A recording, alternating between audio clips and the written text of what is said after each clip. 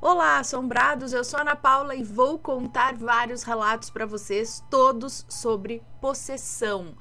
Eu acho que a gente já teve, não teve uma temática, a gente já teve uma temática possessões aqui, mas parece que não faz muito tempo, mas cá estamos com mais relatos, né? Não sei se isso é bom ou se isso é ruim, mas essa é a parte 2 aqui da temática possessão ou possessões. Não se esqueçam de deixar o like no vídeo, ok? E não se esqueçam de fazer aquela visitinha à nossa loja virtual, a lojaassombrada.com.br. Tem caixa assombrada do mês de agosto disponível para vocês com o tema bruxas. Não perca a sua. Vou mostrar aqui 2 dos itens que vão nessa caixa. Um deles é este incensário muito lindo aqui. Ele é de vidro, tá? Azul marinho. Azul marinho é um azul marinho, azul escuro, com os desenhos aqui do sol, da lua, das estrelas em dourado. Tá muito lindo. Eu amei, né? Você põe um incenso aqui, ele fica deitadinho aqui, as cinzas aqui, cai tudo aqui no pratinho, já fica tudo limpinho. Gosto muito. E outro item que eu digo que é aquele amigo que toda bruxa tem, que é o gatinho preto, só que em forma de caneca. Ai, que coisa mais bonita. Amei essa canequinha aqui de gatinho, também com detalhes em dourado aqui, nas orelhinhas, nos bigodinhos. Olha o rabinho dele aqui. Então, o gatinho preto da bruxa virá em forma de caneca, para você aí tomar a sua poção, o seu chá, junto com o seu amiguinho aqui, com o seu familiar. Ok? Então, esses são 2 dos itens da caixa assombrada do mês de agosto, mas tem mais coisas, é claro, ok? Beleza? Não deixe de adquirir a sua caixa bruxas e bora pro primeiro relato desta coletânea temática. E lembrando que todos os nomes de todos os relatos já estão trocados. Primeiro é este daqui, a possessão da minha irmã, e é um moço que nos conta. Olá, Ana, meu nome é fulano, e o que tenho para compartilhar envolve um episódio assustador que aconteceu com a minha irmã. Ela viveu um relacionamento de uma década com um rapaz, e dessa união veio a minha sobrinha. Mas como tantas histórias, esse relacionamento chegou ao fim, e o rapaz passou a ter um novo romance. A mulher que entrou na vida dele era extremamente ciumenta e guardava um intenso ciúmes da minha irmã. Isso se devia às interações necessárias entre a minha irmã e o pai da minha sobrinha, uma vez que eles eram pais de uma criança em comum. Então, é impossível não ter envolvimento. Não, impossível não é, mas quando 2 pessoas responsáveis, né, tem que ter uma comunicação ali, né? É diferente quando ocorre a separação e não tem filhos. Aí sim, cada um pode tomar um rumo e se quiser, nunca mais olha pra cara. Agora, quando tem filhos na situação, a pessoa tem que entender. Não, filho, vai ter uma comunicação aí pro resto da vida, né? Mas, continuando. No entanto, algo começou a perturbar a minha irmã. Ela relatava que os seus sonhos estavam povoados por visões de uma boneca sendo desfigurada, sua cabeça sendo arrancada e um sangue sombrio emergindo dali. Foi nesse momento que as coisas começaram a tomar um rumo estranho. A minha mãe foi informada sobre esses sonhos e procurou a ajuda da minha tia, uma mãe de santo. Minha tia sugeriu que a minha irmã investigasse se a minha sobrinha havia recebido uma boneca nova. Parecia um simples detalhe, mas logo se tornaria uma peça intrigante nesse quebra-cabeça. A minha mãe compartilhou a sugestão com a minha irmã, e nesse processo minha irmã fez uma descoberta intrigante. A boneca em questão, dada como presente pelo pai da minha sobrinha, tinha na verdade sido entregue por aquela mulher. Reunidos na sala, minha mãe, minha irmã, minha outra irmã e eu, debatíamos sobre esse acontecimento misterioso. Foi então que de repente minha irmã começou a gritar: "Sai, sai, sai!", recuando em direção ao desconhecido. De repente, sua expressão mudou, como se tivesse sido tomada por algo além da nossa compreensão. Gritei o nome dela, mas as palavras não encontravam eco.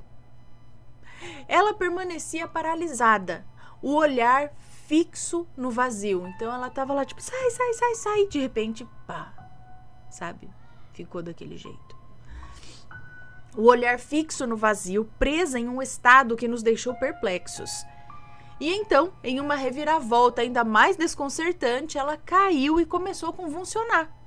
Seus olhos perdendo a cor enquanto emitia rosnados perturbadores. O pânico tomou conta do ambiente. Minha mãe e minha outra irmã começaram a recitar preces em alto e bom som, um esforço desesperado para trazer uma solução a essa situação aterrorizante. Vizinhos do andar de baixo vieram correndo para ajudar, mas até então nada parecia acalmar ou entender o que estava acontecendo.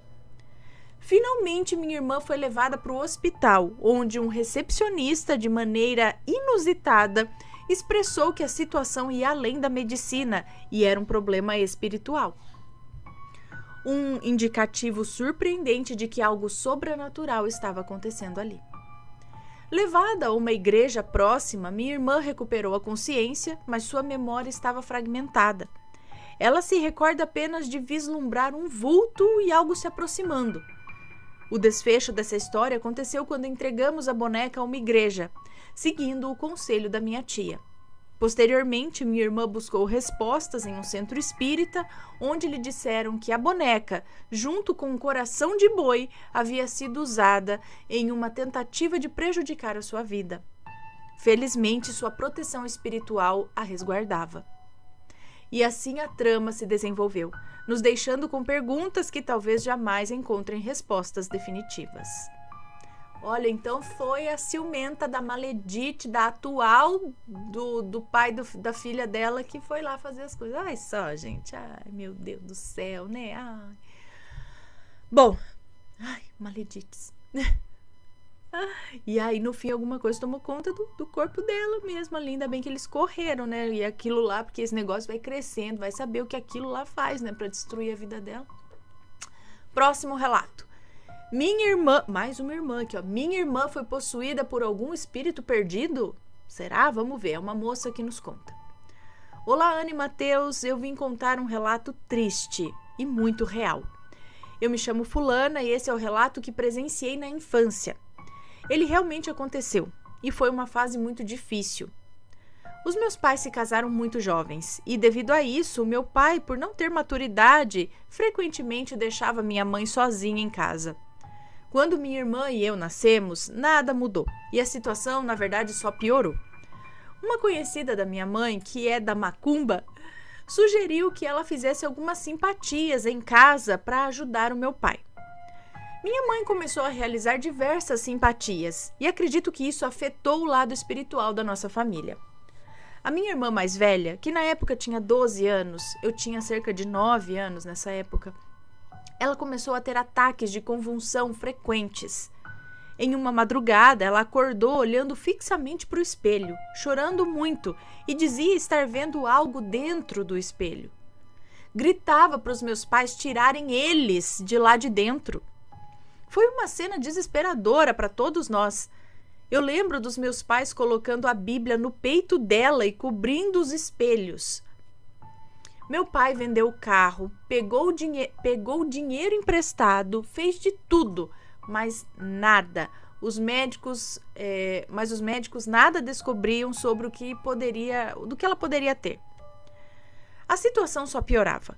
Houve momentos em que ela gritava, desmaiava e depois não se lembrava de nada. Até que chegou o pior dia de todos. Por volta das 2 da madrugada, ela acordou gritando, afirmando que se chamava Michele e tinha 17 anos. Seus olhos estavam vermelhos e ela chorava muito, dizendo que aquele não era o lugar dela e que ela queria ir embora. Quando tentávamos argumentar que ela não era a tal da Michele, ela vinha com muita fúria e força para cima de nós.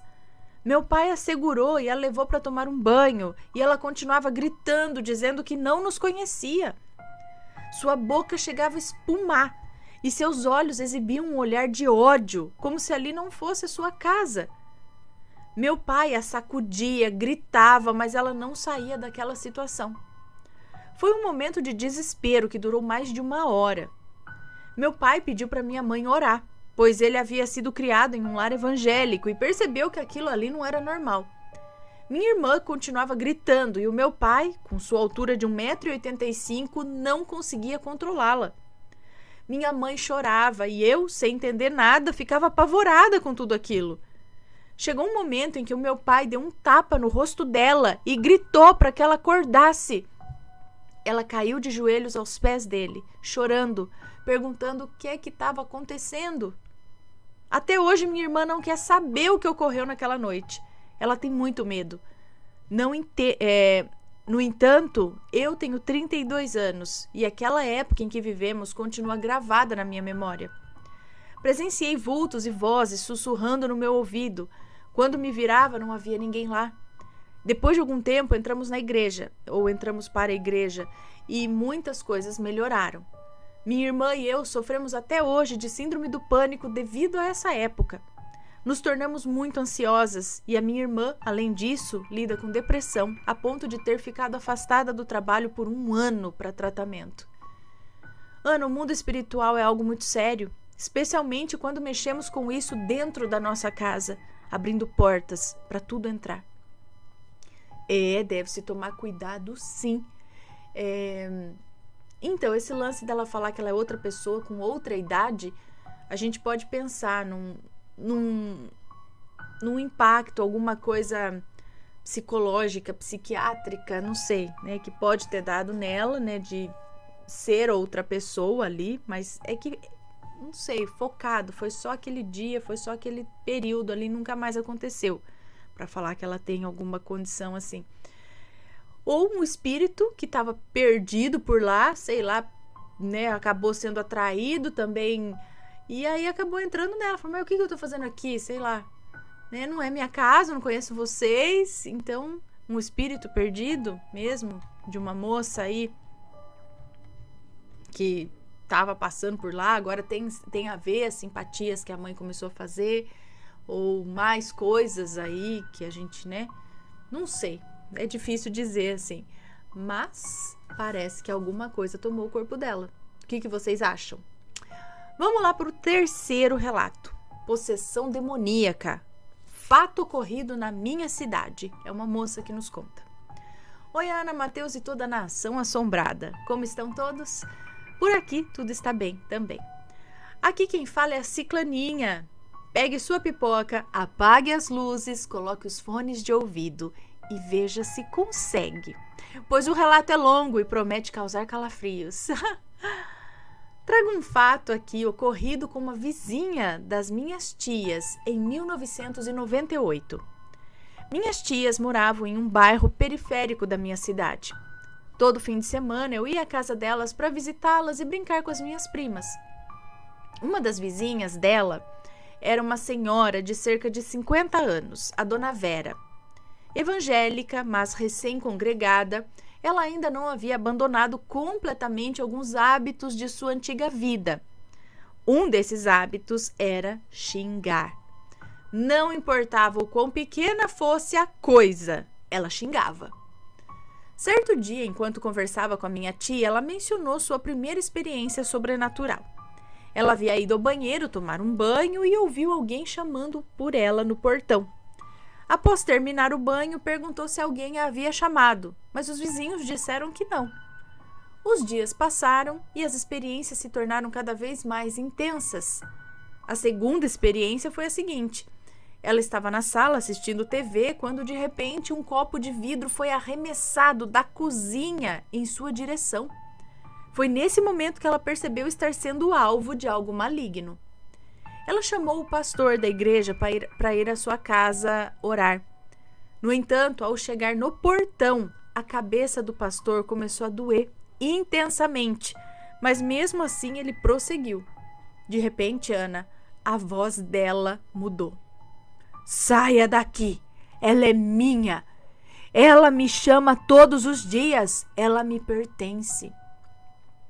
O pastor começou então a orar, mas a Bíblia caiu no chão e ela desmaiou. A ambulância foi chamada e ela foi levada ao hospital. Segundo os médicos, ela tinha uma costela fraturada e o pulso lesionado. Ninguém sabia como isso aconteceu, pois ela desmaiou, mas algo sobrenatural ameaçava sua vida. Antes de receber alta médica, ela pediu à filha mais velha para fazer compras. A filha comprou frutas, verduras e legumes frescos e colocou na geladeira. No entanto, ao chegar em casa, um cheiro horrível de ovo podre invadia todo o ambiente. Dona Vera era meticulosa com a limpeza. Alguns diziam que ela tinha até toque, né? Transtorno obsessivo compulsivo. Tinha toque, de tão asseada que era. Ela pediu a uma de suas filhas para abrir a geladeira e quando fizeram isso, ficaram chocadas. A geladeira estava completamente deteriorada. Um líquido verde viscoso saía da gaveta de legumes. Os ovos que Mônica havia acabado de comprar, que era a filha dela, acho, né? Que Mônica havia acabado de comprar, estavam todos podres. As frutas e os legumes pareciam estar guardados ali há dias. A cabeça de Dona Vera latejava de dor. De repente, seus olhos viraram completamente para trás e Mônica pensou que sua mãe estivesse convulsionando. No entanto, Dona Vera soltou uma gargalhada grotesca. Pegou uma mesa de madeira e a arrastou com apenas um braço. A mesa parecia um pedaço de papel nas mãos dela. Mônica saiu gritando pela rua em busca de ajuda, pedindo para alguém chamar o pastor ou até mesmo pastores de outras igrejas. Dona Vera rasgou suas roupas e ficou nua, andando pela casa como um macaco, de mãos cerradas no chão e agachada. Ela babava e cuspia toda vez que o santo nome do Senhor Jesus era mencionado. Ela blasfemava e gritava. Seus gritos ecoavam até a esquina. Minhas tias contam que foi a experiência mais horrível e assustadora que já vivenciaram. Nunca tinham visto nada parecido. Os pastores oraram incessantemente durante dias, jejuando e fazendo penitência pela alma de Dona Vera, que enfrentava essa batalha contra o demônio. Mônica e Jéssica, a filha mais nova, seguravam Dona Vera, mas sua força, equivalente de 3 homens, era quase impossível de controlar. Quando o pastor a ungiu com óleo, ela berrava. A voz que saía dela era um grito, um som misturado entre um bode e uma vaca. Algo indescritível. Após quase um mês de luta, graças a Deus, ela venceu o demônio. Não apenas os xingamentos, mas algo muito obscuro naquela casa atraía os demônios. Ela se mudou dali. Hoje, ela vive em um sítio com seu marido e netos, que são a alegria de sua vida. Quando questionada sobre esses eventos, parece que nada nunca aconteceu ou que algo apagou essas memórias de sua mente. Obrigada por assistirem esse relato assustador e real. Um beijo para você, muito obrigada. Credo, gente, que tenso, parece até coisa de filme, né? Imagina a cena dela arrancando a roupa, andando com as mãos assim no chão, cuspindo e xingando e... Ai, meu Deus, mas por quê? Então, aquilo que entrou nela disse assim, ela me chama todos os dias por conta dos xingamentos. Será que era só um que estava lá? Ou isso abriu portas para outras coisas chegarem? Ou tinha mais coisa na casa também, como ela especula que não só os xingamentos, mas algo a mais ali que a gente não sabe, né? Vai saber. Próximo relato, obsessor possuía a minha prima. É uma moça que nos conta. Olá, Ana, esse relato não é meu, pertence à minha prima. Até hoje ela não gosta de falar sobre isso, mas concordou em relembrar esses momentos amaldiçoados para que eu pudesse escrever e enviar para o assombrado. Parte desses eventos testemunhei, então relatarei aqui do meu ponto de vista. Bem, eu nasci em 2000 e os meus pais tinham uma relação tumultuada, repleta de brigas e humilhações por parte do meu pai. Ele tratava minha mãe terrivelmente, mas evitarei entrar em detalhes para preservar a imagem dela. Minha mãe me teve muito cedo, aos 16 anos. Apesar de tudo que fez a minha mãe, o meu pai sempre foi incrível comigo. Um pai exemplar que me apoiava e protegia em todos os momentos da minha vida. Portanto, quando eles se separaram, eu implorava para ficar com ele, para me levarem até ele. Essa situação se repetiu até que minha mãe cedeu e me entregou o meu pai. Fui morar com meu pai, minha avó e meu avô. Recebi educação de qualidade e muito carinho. Sendo a neta caçula e filha única, você pode imaginar como foi a minha infância, né? Minha avó cuidou de mim como uma filha. Ela foi e sempre será minha grande paixão. Após alguns anos vivendo nós três, recebi a notícia de que minha prima viria morar conosco. Darei a ela o nome de Beatriz. Beatriz estava morando com seu pai, que a agredia fisicamente e a humilhava intensamente. Isso enfureceu o meu pai e o meu avô, que buscaram obter a guarda dela. Trouxeram-na da cidade vizinha, onde estava morando, para nossa casa. Ana, nossa rotina era divertida. Eu, minha prima e minha avó. Até mesmo brincávamos juntas, apesar de eu ter cerca de 7 anos e minha prima 13 e a minha avó estar na casa dos 50. A diferença de idade não nos impedia de nada. Éramos próximas e compartilhávamos tudo. Com o tempo, percebi que algo estava mudando. Minha prima já não tinha paciência comigo, sofria crises de choro e raiva frequentemente. Ela se trancava no quarto com frequência e nossa convivência mudou drasticamente. Até então, eu não sabia o que estava acontecendo. Entretanto, ouvi os meus avós conversando sobre a Beatriz ter tentado contra sua própria vida, sendo encontrada prestes a conceber o ato. Meus avós eram evangélicos, mas em momentos difíceis eles recorriam a benzedeiras.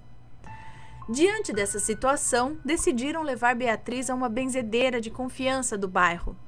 Lá foi revelado que o pai da minha prima, que frequentava um certo lugar, havia realizado um ritual para acabar com a vida do meu avô, prevendo que ele morreria em uma cama, definhando. Meu avô, com sua fé e determinação, havia escapado do ritual, que acabou atingindo a pessoa mais vulnerável em nossa casa, a minha prima. Nunca souberam qual entidade havia sido enviada para nossa família. Meus avós acreditavam que fosse um demônio, mas como um bandista, creio que fosse um egum. Coisas estranhas começaram a ocorrer com a Beatriz. Durante suas crises, eram necessários 2 homens para contê-la. Ela falava com uma voz masculina e debochava de tudo e de todos, inclusive das coisas sagradas. Em algumas ocasiões, ela tentava se machucar e ocasionalmente desaparecia da casa, fazendo com que o meu pai a procurasse pela cidade. Muitas vezes ela estava em locais onde nunca havíamos ido ou até mesmo em situações em que colocava sua própria vida em risco novamente. Sempre que tinha crises, me afastavam dela, para que eu não a visse naquele estado. No entanto, em um certo dia, quando me mandaram brincar na garagem, a minha curiosidade me fez espiar o que estava acontecendo. Estavam lendo a Bíblia e ela estava sentada no sofá. Lentamente, ela virou o rosto na minha direção e sorriu de maneira tão aterrorizante que eu nunca vou esquecer. O sorriso parecia meio robótico, forçado. Era um sorriso que não combinava com a expressão nos olhos, que era de ódio. Senti medo e parei de olhar. Foram muitos profissionais envolvidos para afastar esse obsessor dela e de nossa casa. Meus avós não dormiam nem comiam, estavam definhando mesmo. A entidade também atormentava os dois. Parecia gostar de brincar com o medo deles. Anos após o ocorrido, finalmente me contaram toda a história. Na época, tentavam passar a impressão de que tudo estava bem, mas o meu avô conta que aquela entidade possuía a minha prima e tentava levá-la a tirar a própria vida. Ele queria destruí-la completamente. A entidade falava com meu avô, dizendo que o pegaria e faria coisas horríveis com ele. Também afirmava que caso não conseguisse levar a minha prima embora, ela morreria aos 25 anos. Após superarmos esse terrível episódio, todos decidiram se mudar daquela casa. Meus avós foram morar em uma fazenda. Meu pai se casou novamente e fomos viver com sua nova esposa, enquanto minha prima voltou a morar com a sua mãe, que havia retornado da Espanha. O pai de minha prima, a quem chamarei aqui de José, foi o pai dela em todas as vidas em que estiveram juntos. Eles tinham muitas pendências a resolver e agora mais uma. Quando ele faleceu em 2015, não conseguiu fazer a passagem, pois minha prima sofreu demais com a perda. Apesar de tudo que ele havia feito, ela ainda o amava profundamente. Ele ficava perto dela o tempo todo, o que a fez adoecer. Depois que ele morreu, é isso? A energia dessas pessoas recém-desencarnadas pode ser prejudicial para nós, pois elas nos sugam, mesmo que involuntariamente. O luto é natural, mas se fixar incessantemente na perda é prejudicial tanto para nós quanto para o falecido, que fica aprisionado aqui. Hoje minha prima está bem, com 25 anos. Está viva e, graças a Deus, tem uma família linda, com um filho e um companheiro. Agradeço por ler o relato. Um beijo para você, muito obrigada. Gente, quanta coisa, né? Gente ruim, fazendo trabalho pros outros e não sei o quê. Ai, ai, ai. Ai, ai, ai, não? Próximo relato. Presenciei um exorcismo? É um moço que nos conta. Olá, Ana e assombrados. Enquanto escrevo este relato ou experiência, escuto o relato "Fui possuída devido a um amor". E isso acendeu uma memória de infância em mim que nunca compreendi muito bem. Aqui vai o relato. Quando criança, morávamos em Nova Tal Lugar. Eu tinha cerca de 8 anos, mas sempre fui maduro para minha idade, no sentido de entender as coisas, observar, fazer perguntas aos meus pais sobre o que era certo ou errado, ou sobre o que me causava dúvidas. De qualquer forma, o nosso bairro estava em desenvolvimento e não tinha ruas asfaltadas, por assim dizer. Aos domingos, minha mãe nos levava a passear a pé, eu e meu irmão. Ela nos mostrava os lugares e ensinava como andar corretamente na rua, olhando para ambos os lados e vice-versa.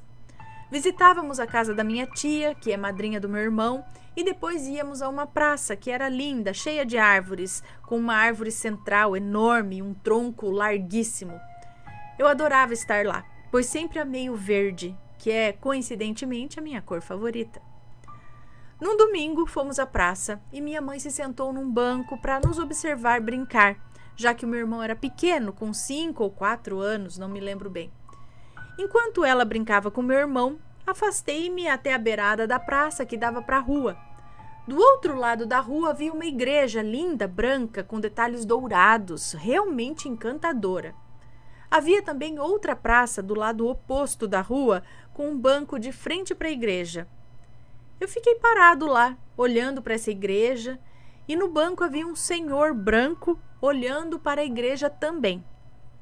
Eu estava completamente absorvido, observando e analisando aquela igreja que me parecia belíssima. E então um carro chegou e uma senhora e outras pessoas saíram do carro e entraram na igreja. Logo depois, uma mulher jovem chegou numa moto e também entrou na igreja. E é aí que começa o estranho. Logo após a chegada dela, passados alguns minutos, essa mulher começou a gritar intensamente, dizendo coisas que eu não conseguia entender do lado de fora, do outro lado da rua, né? Eu não conseguia me mover ou chamar minha mãe para ver o que estava acontecendo. A voz que eu ouvia era uma voz grossa e estridente, e o padre ou pastor, porque eu ainda não sei qual dos dois estava lá, estava praticamente gritando também, com uma voz alta e um tom grave, enquanto a voz da mulher continuava a falar e a gritar. Lembro de olhar para o senhor sentado no banco, o único ali comigo, testemunhando aquilo tudo, né? E ele tinha um sorriso, que agora, com mais idade, entendo como um sorriso de deboche ou de prazer ao ver o que estava acontecendo. Fiquei alguns segundos olhando para ele, mas ele não olhou para mim. De repente, um grito ainda mais alto veio de dentro da igreja, possivelmente daquela mulher. Ela saiu correndo da igreja, montou na moto e partiu em alta velocidade. Logo em seguida, a senhora, que presumo ser sua mãe, e as outras pessoas que estavam com ela, entraram no carro e seguiram na mesma direção dessa mulher na moto. Fiquei parado, assustado com tudo aquilo. Minha mãe me chamou, veio até mim, olhou para aquele senhor, perguntou se eu estava bem e me chamou para irmos embora. Contei a ela tudo o que havia testemunhado, mas ela não deu muita importância. Mas, Ana, o que me intriga é por que apenas eu e aquele senhor vimos aquilo. Os gritos eram tão altos que ninguém mais apareceu. E fico pensando, quem seria aquele senhor? Ou se ele estava lá para zombar ou observar o desespero daquela mulher e de sua família? Confesso que realmente não sei. Nunca contei essa história a mais ninguém, exceto ao meu irmão, porque nunca tive certeza se era minha imaginação ou realidade. O que me assusta é que o fato de que aquele senhor ainda estava lá. O que me assusta é o fato daquele senhor que ainda estava lá, da sua presença. A presença daquele senhor, é isso? Bom, de qualquer forma, após isso, tive uma infância boa que me moldou na pessoa que sou hoje. No entanto, por que fui escolhido para presenciar aquilo? Ainda tenho muitas perguntas sem respostas. Mas será que você foi escolhido para ver aquilo? Ou você estava no local no momento e foi atraído por aquela situação? Aquele senhor também vai ficar essa dúvida. Quem era? Pensei até se podia ser um espírito, mas sua mãe também viu? Eu não sei. Vai saber. Essa moça, será que chegou lá, estava possuída? Vai saber, gente. Curiosidade, vontade de chegar e perguntar o que está acontecendo aí? O que está sucedendo? Vamos agora para o próximo e último relato desta coletânea sobre possessão. E é esse daqui. O diabo entrou no meu sogro. Eu, hein? É um moço que nos conta. Olá, Ana, tudo bem? Espero que esteja ótimo. Queria dividir um relato recente com vocês. Algo que aconteceu há cerca de 2 anos atrás. Naquela época, estávamos passando por um momento de muita alegria, especialmente porque estávamos ansiosos com a chegada do nosso filho, Benício. Certo dia, houve uma festa em família na casa de um vereador aqui perto, e nós participamos. Aqui no Nordeste, não perdemos a chance de dançar um forró e aproveitar o momento. Tudo estava indo bem, até que por volta das 9 da noite as coisas começaram a mudar. O meu sogro, após ter bebido bastante, ficou agitado de repente. Um homem disse algo no ouvido do meu cunhado mais velho, e por alguma razão meu sogro pensou que isso fosse um desafio para o filho dele. Ele ficou com uma expressão estranha, cerrando os dentes e fechando os punhos, e de repente saiu em direção ao carro dele, totalmente transtornado. Chegando lá, ele começou a socar o carro com raiva. E foi nesse momento que a minha sogra, minha esposa e os meus cunhados foram até ele para tentar acalmá-lo. Eu também me aproximei para entender o que estava acontecendo. Foi então que as coisas ficaram realmente assustadoras. Meu sogro parecia estar completamente fora de controle, se contorcendo e quebrando coisas. Meus cunhados tentaram segurá-lo, mas ele estava incontrolável. Em um momento de desespero, fui até lá para tentar ajudar e conter a situação. Seguramos ele na cama, tentando acalmá-lo, mas nada parecia funcionar. A atmosfera estava carregada de tensão e minha esposa até trouxe o nosso filho recém-nascido na esperança de trazê-lo de volta à razão. No entanto, ele estava irreconhecível. Ele olhou para mim e disse coisas que nunca esperaríamos ouvir. Ele não se parecia mais com a pessoa que conhecíamos. Tentamos entender o que estava acontecendo e pedimos que ele reconsiderasse, lembrando-o de sua família e do neto. Ele olhou para mim e disse: "Não sou eu, é o diabo." A noite foi longa e assustadora. Ele continuava lutando contra algo invisível e maligno. Só quando trouxemos um primo para fazer uma oração é que as coisas começaram a se acalmar. Todos nos unimos em torno da cama, segurando suas mãos, e as palavras de conforto e esperança foram ditas. Ele se contorceu ainda mais, mas finalmente o momento de paz chegou e ele adormeceu. No dia seguinte, ele não se lembrava de nada disso. Minha sogra tentou falar sobre o que aconteceu, mas ele não acreditou. Ele ficou visivelmente abalado e passou o dia inteiro evitando o assunto. E é isso, Ana. Um beijo para você, muito obrigada. Então, bebeu e algo se aproximou. Aí eu não sei se, era o diabo mesmo ou algum espírito baixo aí que, tentou dar uma zoada, entre aspas.